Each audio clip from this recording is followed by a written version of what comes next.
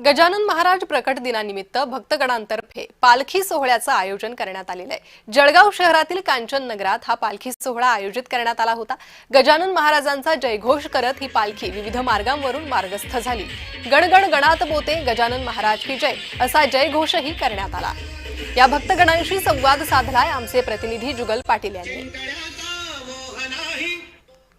राज्यभरामध्ये आज गजानन महाराज प्रकट दिनाचा उत्सव असून जळगाव शहरातील कांचन नगर मध्ये देखील या ठिकाणी भव्य पालखी सोहळ्याचं व महाप्रसादाचं आयोजन या ठिकाणी करण्यात आलेलं आहे।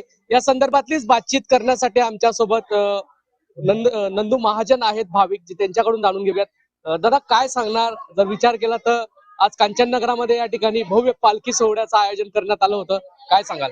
श्री गजानन महाराज हे विश्वाचे मालक आहे, ते विष्णूचे अवतार आहेत।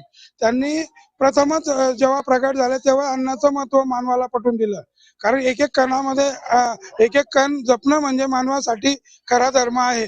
आणि एक एक कण वाचून जर दुसऱ्या कोणाचं पोट भरत असलं तर ते खूप मोठं पुण्य आहे। आणि अन्नदान हे सर्वात महत्वाचं दान आहे, सर्वात श्रेष्ठ दान अन्नदान मानवी धर्मासाठी। भव्य पालखी सोहळा देखील पार पडलेला आहे। गेल्या अनेक वर्षापासून ही परंपरा या ठिकाणी सुरू आहे, काय सांगणार? नक्कीच हे आमच्या बाबांनी सुरू केलेलं आहे। आमचे बाबा आई बाबा समर्थांच्या कृपेने आहेत अजून। त्यांनी खूप 25 वर्षापूर्वी छोट्याशा घरात आम्ही राहत होतो, भाड्याच्या घरात, तिथून चालू केलेला उपक्रम 2 किलो 3 किलोच्या भाकरी, अर्धा किलोचं पिठलं, इथून तो महाराजांचा कार्यक्रम सुरू झाला। तर महाराजांची महिमा इतकी मोठी की आज तो इथपर्यंत पोहोचला।